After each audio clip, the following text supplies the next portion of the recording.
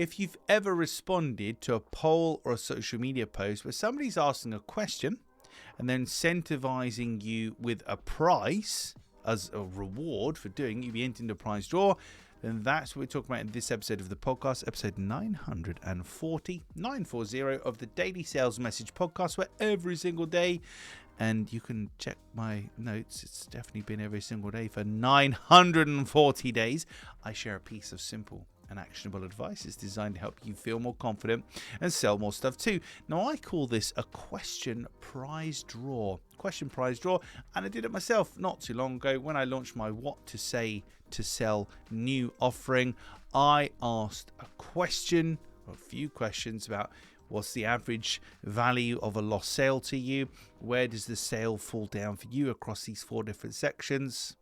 Even, what's the most attractive thing for you? Is it this or is it that? And this is where I ended up with closing 1 extra deal a month being the main hook for that offering. Nonetheless, I had those questions, those polls, and I encouraged people to enter them because I offered them on the back end a chance to win time with me to develop their messaging.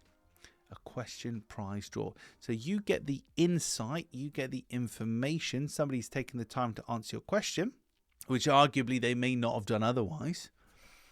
And you then get the answers, you get the intelligence, and all it's going to cost you is whatever the prize is. For me, it was I spent an hour with somebody, gave them some one-on-one time with me, help on their messaging. It doesn't quote unquote cost me anything. Of course, my time does have a value. It doesn't really cost me anything.